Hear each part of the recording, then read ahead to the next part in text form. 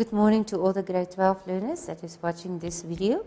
This is another one in the series for level 7 learners where we want to help you to get your level A symbol in the exam. Today we're going to look at reproduction in vertebrates as our topic. Before we look at this one, I just quickly want to revise again the overview of the exam question paper so that we just know exactly where we are. In the previous sessions, we did look at paper 2, firstly DNA, meiosis, genetic inheritance and evolution. Okay? And we did do the marks. In paper 1, we've already done meiosis. So now we are going to do reproduction in vertebrates and human reproduction.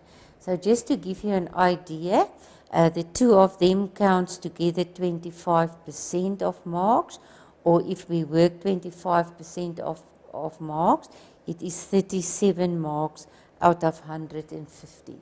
So it's quite an important part that we must know, and it's not that difficult work to do. Of this 31 marks, we can expect that some will be level A and some will be level C, but the level C comes when we are doing the hormones and the menstrual cycle. So let's quickly fire away with this topic. Okay. The first thing that the examination guideline, if we look at the examination guideline, it says that we must know the diversity in reproductive strategies.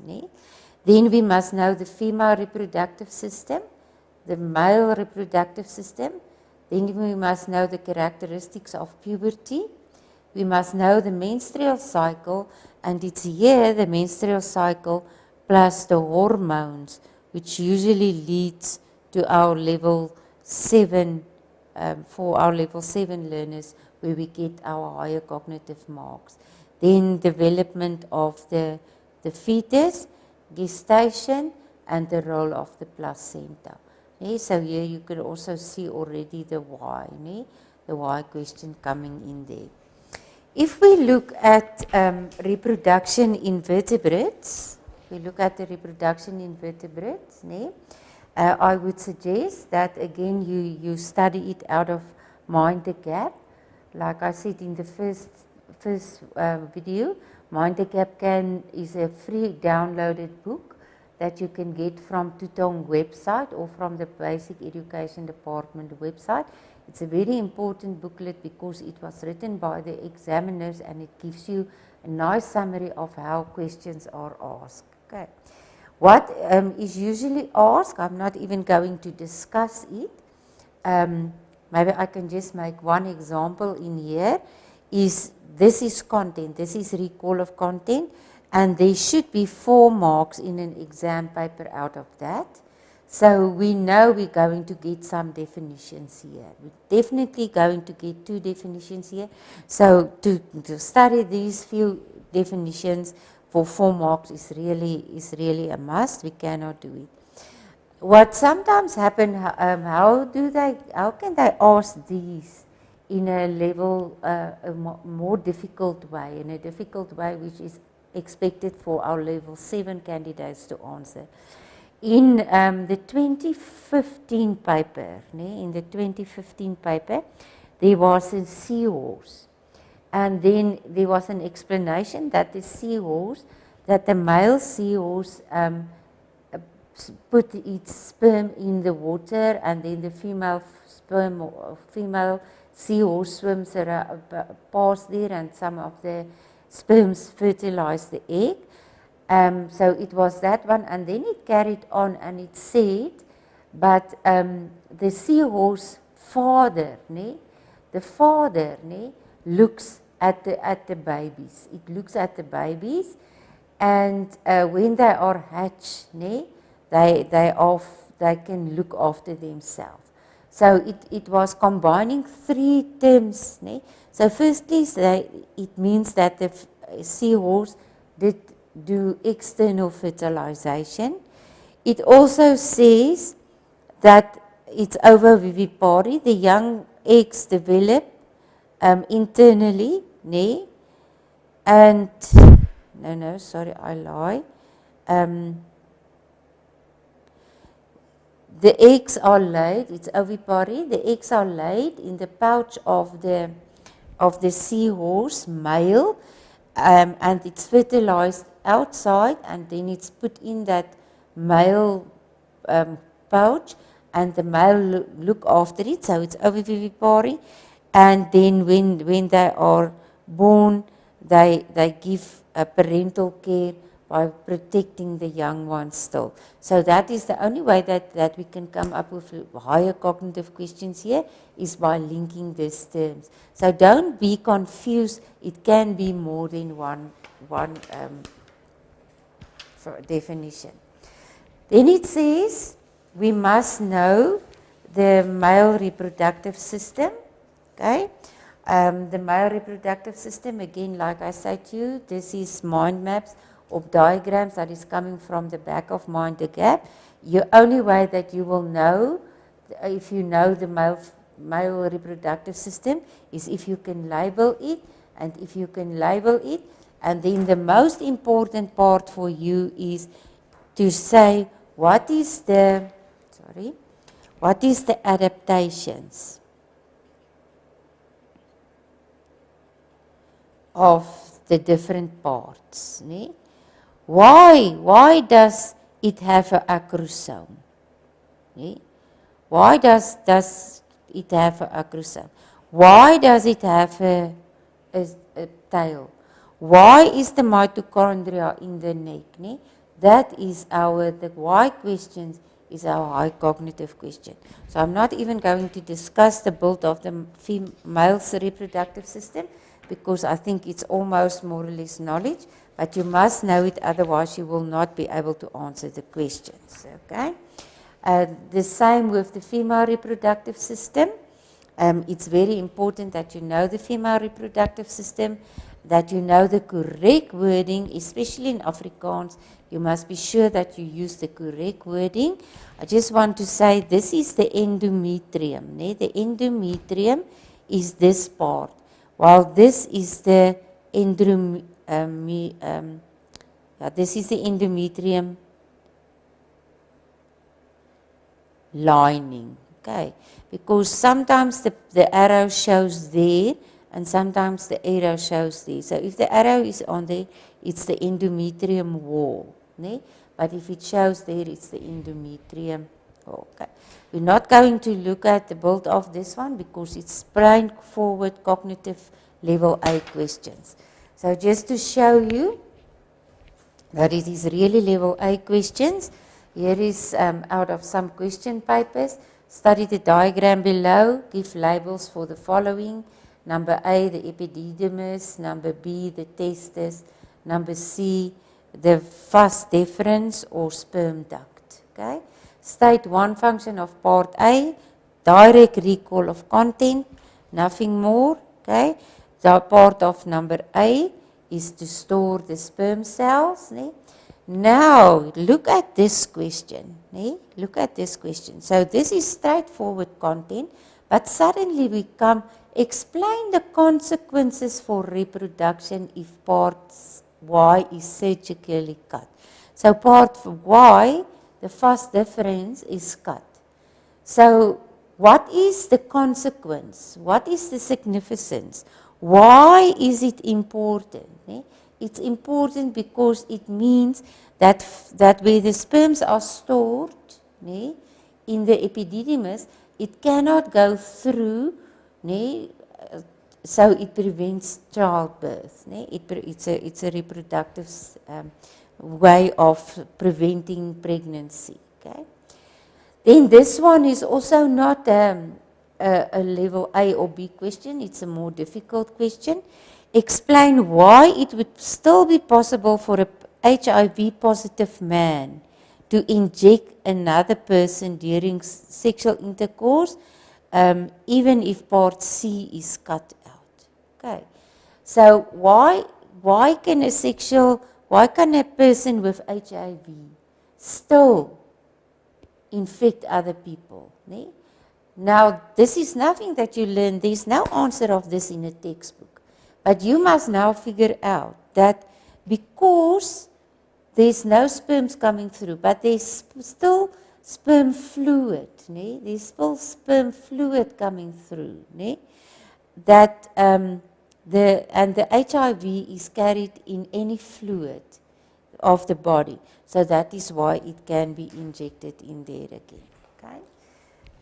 The next part we must do is the menstrual cycle. Now, on the menstrual cycle, I'm going to spend a little bit of time because this is mainly where the graphs comes in, and this is mainly where examiners get their level C and D questions or the more difficult questions.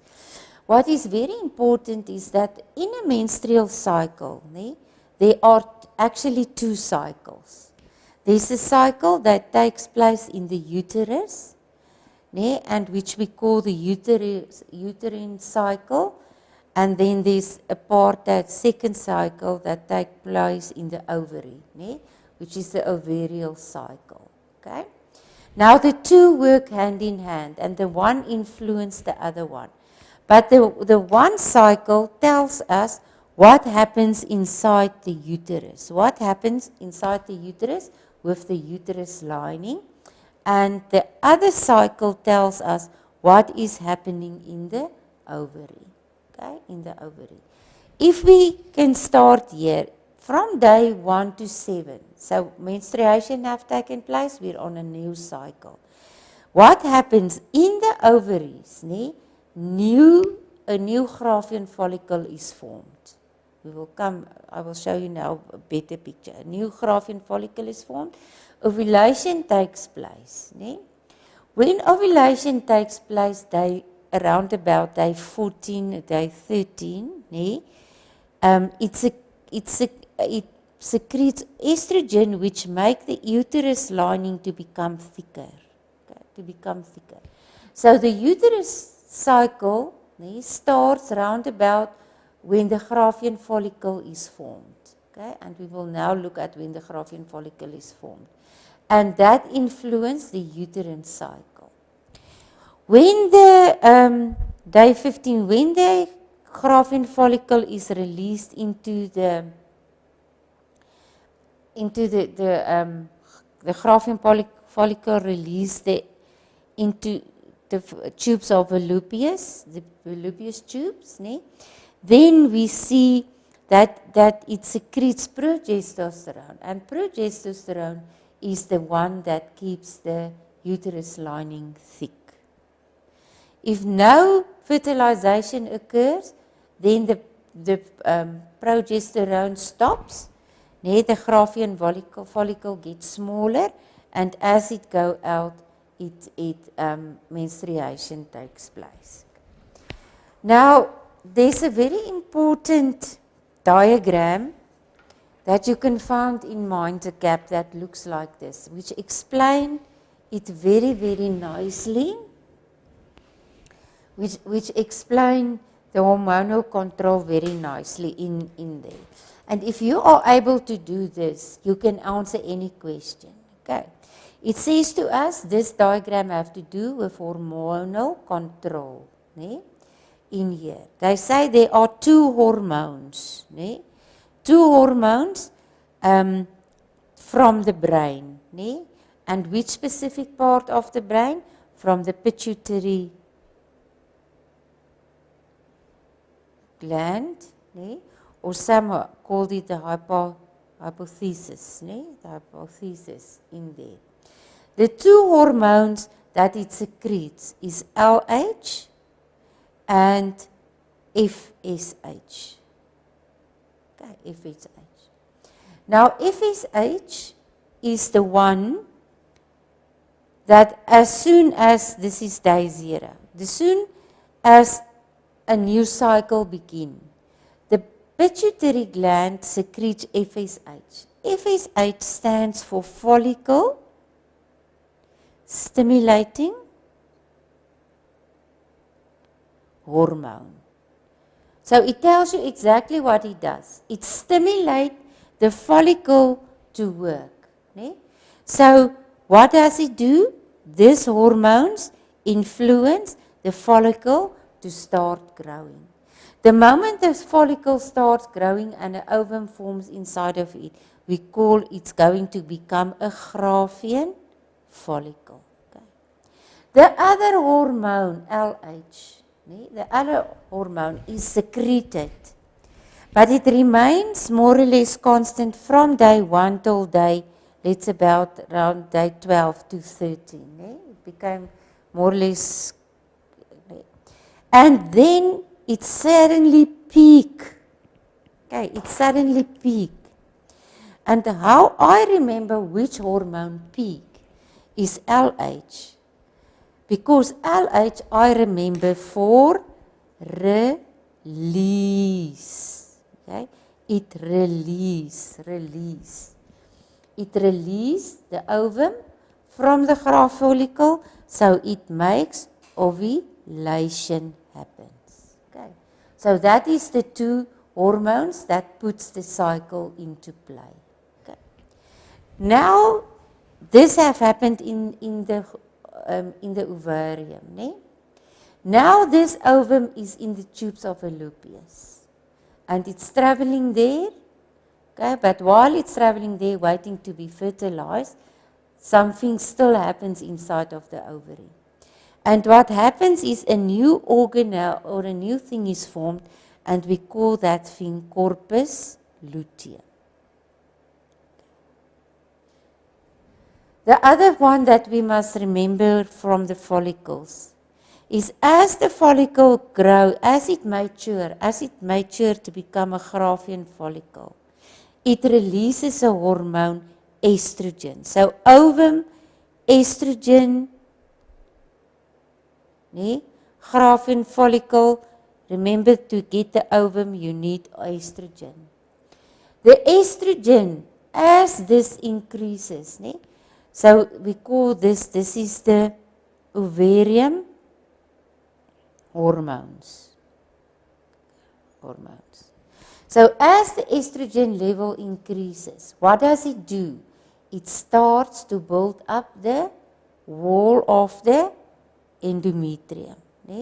So we say the uterine lining is reflected here. So as estrogen increases, the uterus lining gets thicker. Okay.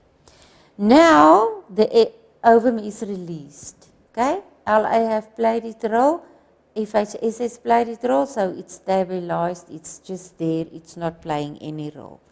But in the corpus luteum is found. The corpus luteum, do you see that P? And that P must give you the clue, that it secretes progesterone. Okay? That P must give you the clue that it secretes progesterone. If it secretes progesterone, what does the progesterone do? The progesterone maintains the thick endometrium lining. It maintains that this lining is like a thick, because this lining must make a little house, it must be ready for implantation. So it must make a little blanket, if the ovum comes there, that it is protected. Okay? So if fertilization occurs, then the progesterone level here will continue to be high. And as progesterone is high, no new follicle will form. If no fertilization takes place, the progesterone level will decrease. Why will it decrease? Because the corpus luteum, the corpus luteum decrease in size. And that is how these hormones work with each other. So let's quickly recapture. From day 0 to day 14, we get that the brain, so each cycle is started with the brain secreting FSH. FSH stimulates a follicle in the ovarium to start growing and to become mature, to form, to become a Graafian follicle with an ovum in it. While this Graafian follicle is formed or getting matured, it secretes estrogen. Why must it secrete estrogen? Because estrogen must make the endometrium lining to get thicker, to get more glandular. Ne? Then on day 15, more or less day 15,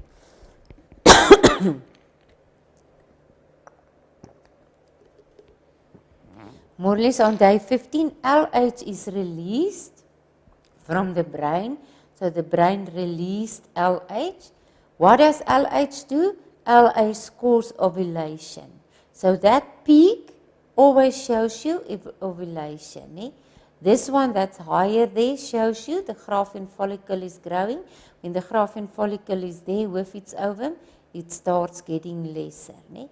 When they show a hormone that peak on day 15, it's LH. Ne? That triggers ovulation.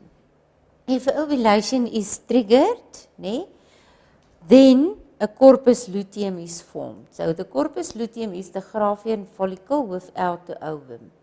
As the corpus luteum is formed, it secretes progesterone, ne? And if fertilization have taken place, the progesterone will keep on going higher so that no cycle can start. If it starts, if there's no fertilization and menstruation must occur, the corpus luteum will get smaller and smaller. So as it gets smaller and smaller, it can secrete lesser and lesser. So the progesterone go off and it actually at the end set the cycle again. If you can explain it like this, they can ask you any hormone, any place. Ne? So in Mind the Gap on page 23, what I explained to you here is clearly written in here. They've broken it up between day 1 and 11, what happened in part A, what happens in part B, what happens in part C, what happens in part D. And if you by yourself can go and explain this to yourself on the empty diagram, then I'm sure that you can answer all the questions. So let's just quickly look at the type of questions that were asked that is higher cognitive. Ne? It says here, it shows you two hormones, hormone X and hormone Z, ne? And hormone level. So it does not tell you which hormones it is, but it tells you that it have to do with fertilization, so it have to do with the human hormones. Ne? It says if fertilization was to occur, the hormone level of Z, ne, from that 18 would. So okay, so now you must be able to interpret it. Now you say, okay, this means something have grown. So this means the Graafian follicle have grown. So this must be estrogen. If that is estrogen, this must be progesterone. Ne? So what would happen on day 18 if fertilization occurred? What would happen is hormone Z will remain high. Okay? And it says it will not decrease. Okay? So C will be your answer. Okay? If it says to use structure 1, 2, and 3 below, show different stages in the developmental of the follicle, ne? Put it in sequence, then you know this is a Graafian follicle, so 2 will be first. Then the ovulation occurs, the ovum is released, so then it's 3, and then a corpus luteum forms, so it will be 2, 3, 1, the answer will be number B. Okay? Another question on that one, which the examiners ask in different ways, but I want to show you, so it's important. This was in December 2014. The following essay was, it says, name the hormones produced by the testes and ovaries describe the role of each in human reproduction. Okay, so we didn't look at the hormones of the testes, but that will just be the two hormones that make secondary growth, in males. And in the ovaries, you will describe FSH, LH, progesterone, and estrogen. Okay, and estrogen. So very important that you do this one. So there is a very nice a summary. The two hormones in the males is testosterone, and why is it increased? Because it stimulates secondary characteristics in males. Without secondary characteristics, we won't have production of sperms and no fertilization takes place. Okay, while in here it is described estrogen and progesterone. So very nice essay to make sure that you know the content. The last part in human reproduction that I quickly want to look at is the development of the fetus and the fertilization. Now, often fertilization is combined with menstruation, or it's combined with the growth of the fetus. So if we interpret in what happens in this diagram, what type of questions can be asked here? Firstly, they can say name this part, which will be level A. Secondly, they can say what happens at, let's say, number A. What happens at number A? That is fertilization. So it's a little bit more difficult than just the definition of fertilization, but it's still not too difficult. But if they ask the question, why does fertilization occurs in the fallopian tube? Then it's higher cognitive. Then it's a more difficult question, which only the level A and B candidates should answer. And then you must say, because it's a protected environment, where the pH is correct, it shows the pathway to the sperms. So that is the reason you must explain why. Then it's a level C candidate. Okay. If they ask you what happens at number B, at process number B, the process here is ovulation, so straightforward.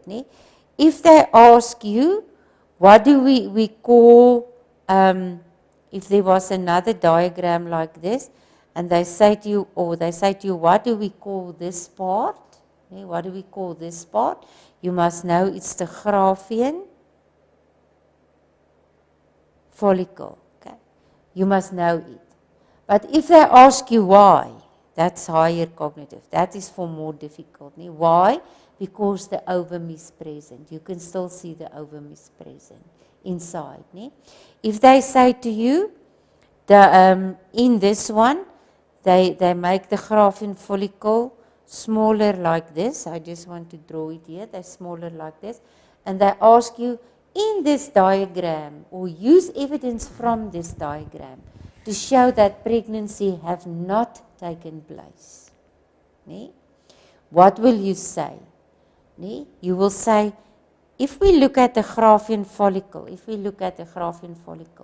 we see that it gets smaller, and if it gets smaller, it indicates lesser progesterone is secreted, and that means pregnancy have not taken place. So pregnancy, progesterone have lie hand in hand with each other. Corpus luteum, so the 3 P's, corpus luteum. The corpus luteum produce progesterone.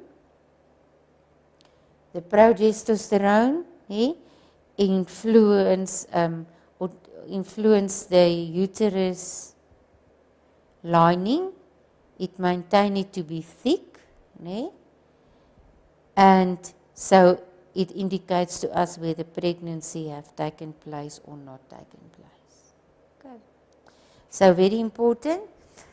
Then in Mind the Gap, page 25, there's a very nice description.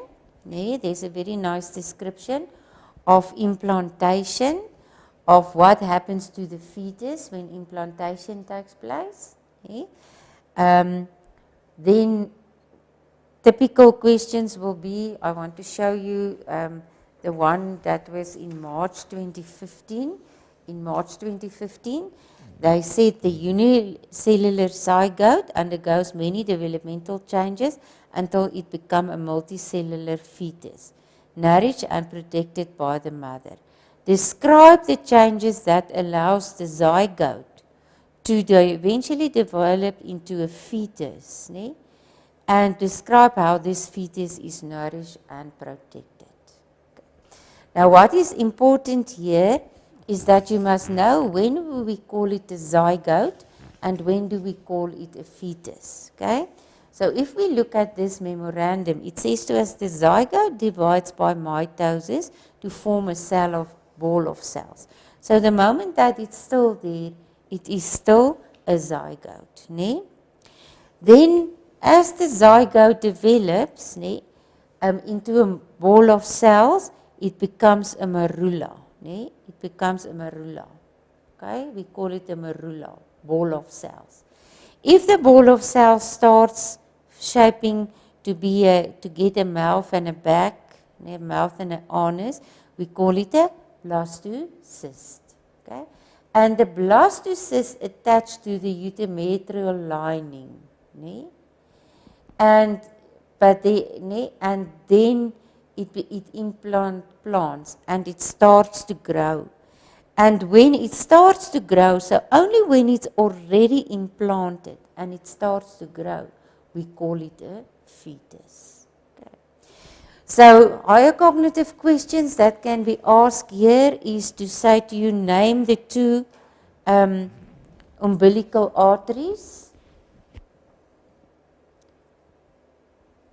Name the two umbilical arteries, name the umbilical veins, get the names of stuff that you will find in the arteries and what will you find in the veins, because you as level C must know this one carries oxygenated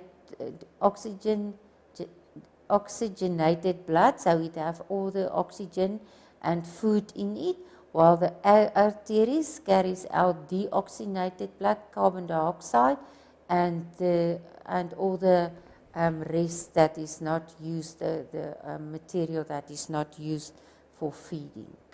So very important.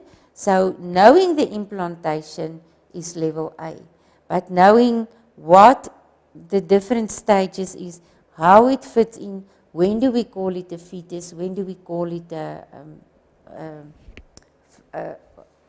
blastocyst, when do we call it the embryo, is very important that we must know, because that is where we lose our marks. Okay. I hope that this have helped you in understanding human reproduction. Good section to gain a lot of marks. Be aware, still I just want to make attention that the biggest part of the marks here will come out of the menstrual cycle. I thank you.